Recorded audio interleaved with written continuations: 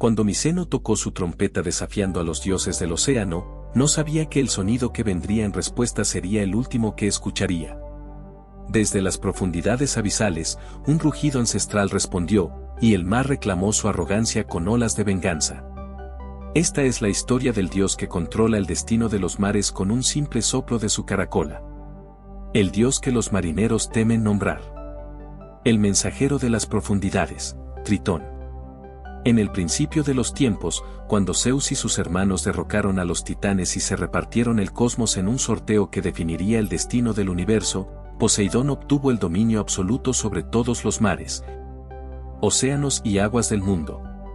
Pero gobernar las inmensas profundidades requería algo más que poder, necesitaba un mensajero, un heraldo capaz de llevar su voluntad hasta los rincones más oscuros del océano. Poseidón se unió a Anfítrite, la más hermosa de las 50 Nereidas, hijas del antiguo dios marino Nereo. Su boda fue celebrada en las profundidades del mar Egeo, donde criaturas marinas de todas las especies se reunieron para presenciar la unión.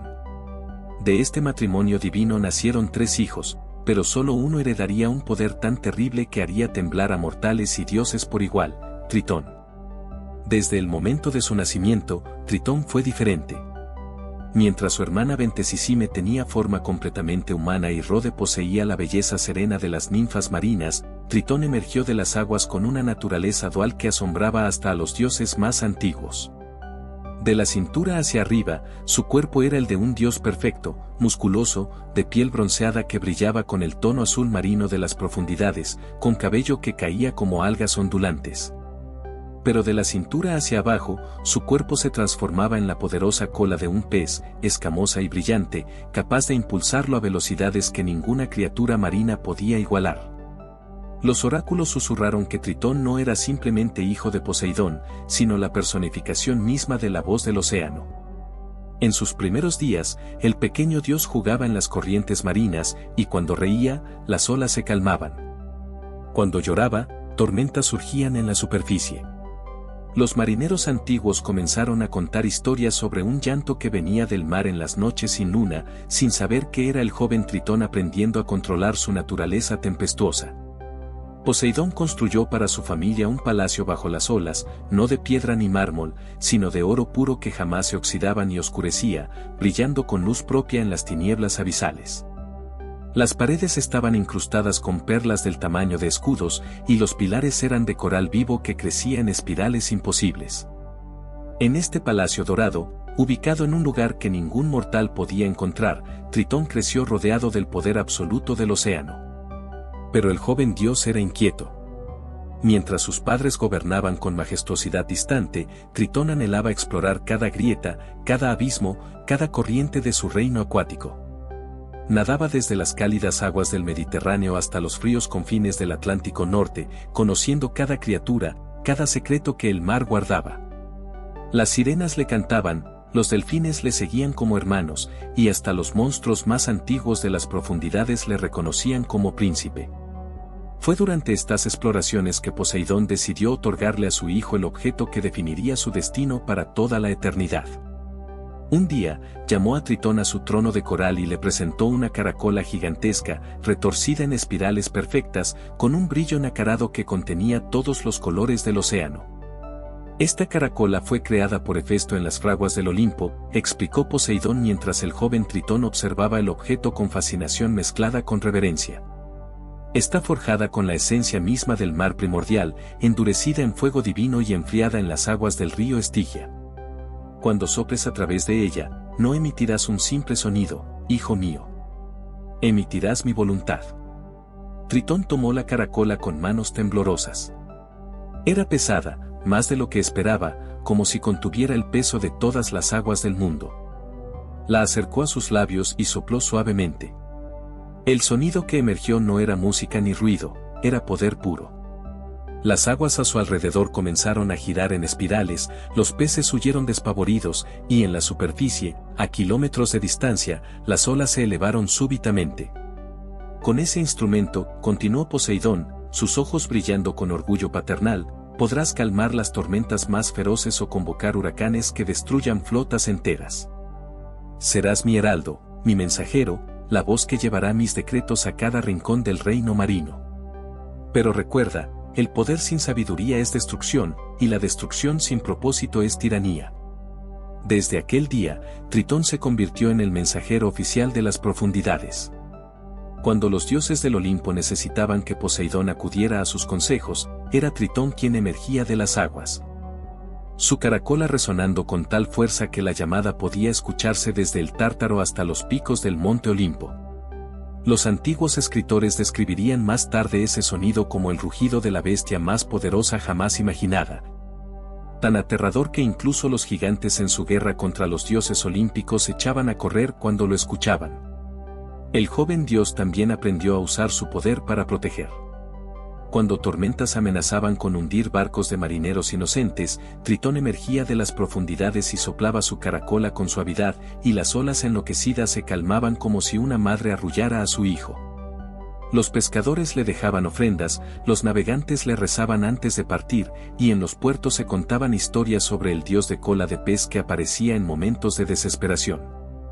Pero Poseidón tenía grandes planes para su hijo. No solo sería un mensajero, sería un maestro. Y así fue como Tritón conoció a la joven Atenea. La historia dice que cuando la diosa de la sabiduría nació de la cabeza de Zeus, completamente armada y lista para la guerra, fue Tritón quien Poseidón eligió para criarla como pupila junto a su propia hija, Palas.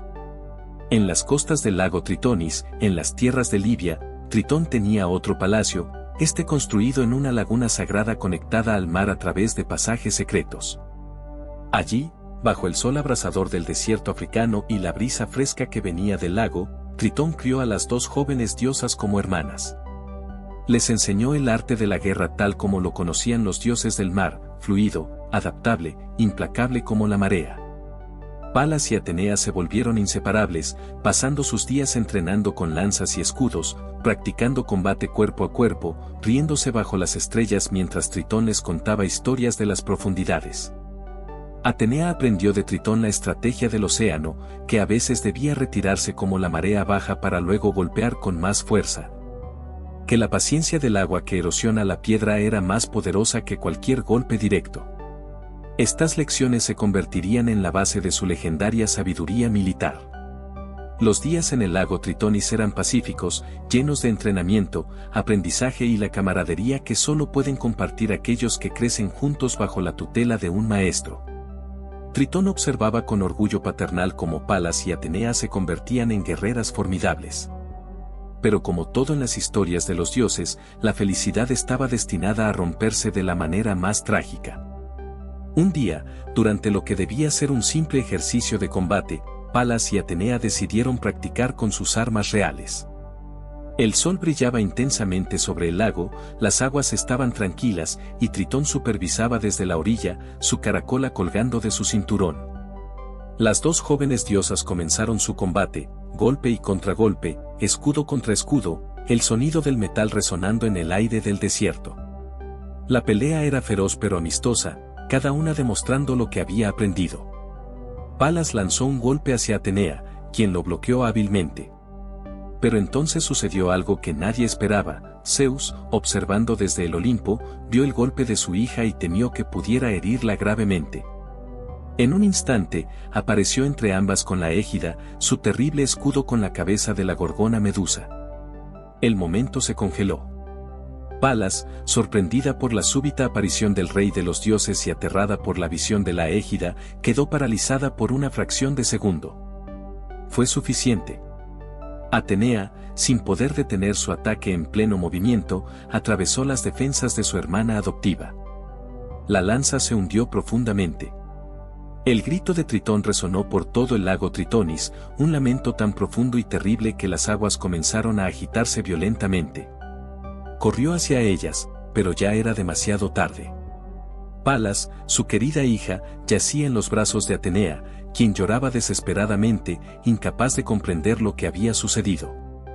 Zeus se había desvanecido tan rápidamente como apareció, dejando solo tragedia a su paso. Atenea, destrozada por el dolor y la culpa, cayó de rodillas junto al cuerpo de Palas. No, no, no, repetía entre sollozos. Era mi hermana, mi amiga, mi compañera. Las lágrimas de una diosa son raras, pero ese día, las lágrimas de Atenea cayeron sobre las arenas de Libia como lluvia. Tritón sostuvo el cuerpo de su hija durante días. Los relatos dicen que no habló, no comió, simplemente permaneció en la orilla del lago mirando el horizonte. Cuando finalmente se movió, fue para realizar los ritos funerarios con una solemnidad que ningún mortal había presenciado. Construyó una pira de maderas perfumadas traídas de todas las costas del Mediterráneo, y cuando el fuego consumió el cuerpo de Palas, sopló su caracola. El sonido que emergió no era de ira ni de guerra, era un lamento puro, una melodía de pérdida tan hermosa y triste que incluso los dioses del Olimpo se detuvieron para escuchar. Atenea, consumida por el remordimiento, hizo un juramento. Talló una estatua exacta de Palas, tan perfecta que parecía que la joven diosa simplemente dormía. La llamó el Palladio, y sobre el pecho de la estatua colocó la égida que había causado la tragedia, transformándola en símbolo de protección en lugar de destrucción. Pero más importante aún, adoptó el nombre de su hermana caída. Desde ese día, sería conocida como Palas Atenea, llevando la memoria de su amiga en cada batalla, en cada consejo, en cada momento de sabiduría. Tritón nunca perdonó completamente a Zeus por su intervención. Aunque no podía desafiar al rey de los dioses abiertamente, su relación con el Olimpo se volvió distante, fría como las corrientes profundas del océano. Los siglos pasaron, y Tritón continuó su deber como mensajero y protector de los mares. Su leyenda creció entre los mortales, algunos le veían como un salvador benevolente, otros como una fuerza de la naturaleza tan peligrosa como el padre de las tormentas mismo. Ambas versiones eran ciertas, porque Tritón, como el mar, era contradictorio, podía ser calma absoluta o furia desatada. La prueba definitiva de su naturaleza dual vino con la llegada de los argonautas. Jasón y su tripulación de héroes legendarios navegaban de regreso de Colchis, donde habían robado el vellocino de oro.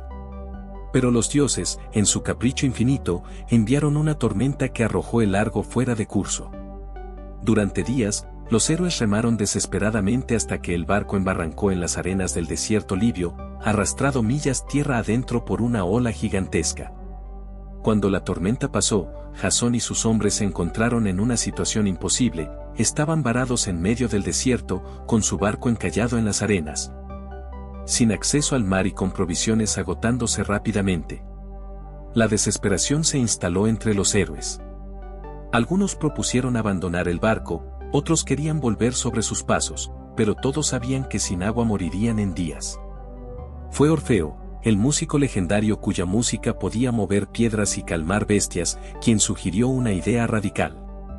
Tenemos el tridente que Apolo obsequió a Jasón antes de partir, dijo.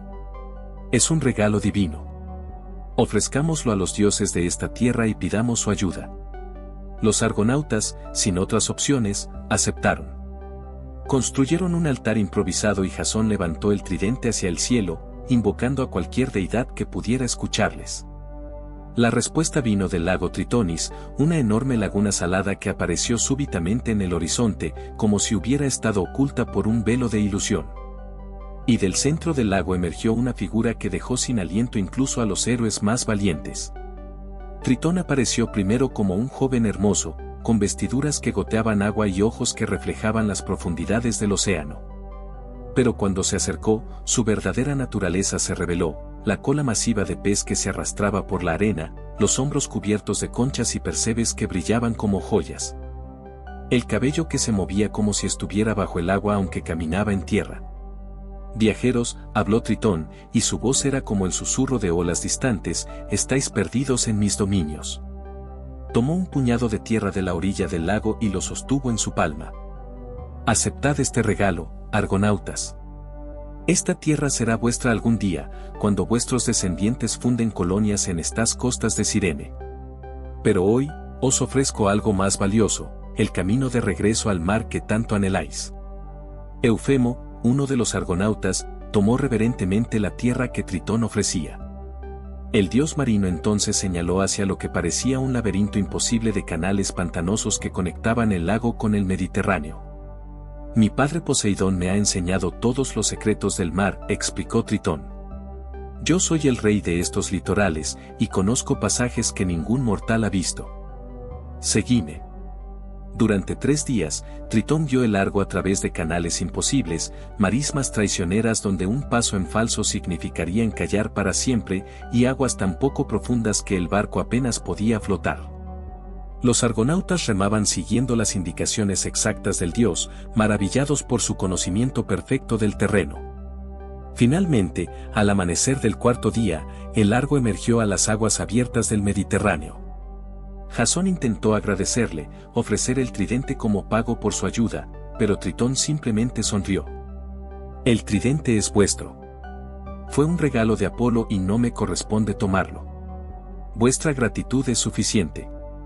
Pero recordad, el mar es mi reino, y aunque hoy sois mis huéspedes bienvenidos, no todos los que navegan estas aguas pueden contar con mi favor. Con esas palabras, Tritón se sumergió de nuevo en las profundidades, y los argonautas continuaron su viaje a casa, llevando historias sobre el salvador del lago Tritonis que se contarían durante generaciones. Pero si Tritón podía ser magnánimo con aquellos que mostraban respeto, su ira hacia los arrogantes era legendaria. Siglos después del incidente con los argonautas, durante la era en que los griegos ya habían caído y los troyanos supervivientes buscaban una nueva tierra para llamar hogar, ocurrió el encuentro que definiría para siempre la reputación de Tritón como un dios que no toleraba la arrogancia mortal. Eneas, el príncipe troyano y hijo de la diosa Venus, navegaba con los sobrevivientes de Troya destruida, buscando cumplir su destino de fundar una nueva nación en Italia.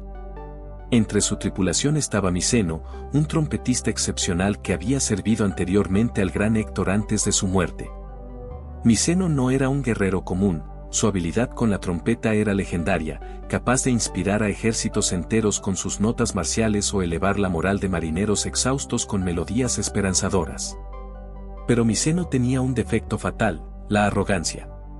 Había escuchado historias sobre Tritón y su famosa caracola, y en su soberbia, comenzó a burlarse. Dicen que el hijo de Poseidón puede controlar las olas con su instrumento, comentaba a sus compañeros mientras navegaban cerca de la costa italiana. Pero yo soy el mejor trompetista que jamás ha existido. Serví al incomparable Héctor. ¿Qué es un dios del mar comparado con mi talento? Sus compañeros le advertían, le suplicaban que se callara, que no provocara a los dioses. Pero Miceno, embriagado por su propia vanidad, decidió ir más lejos.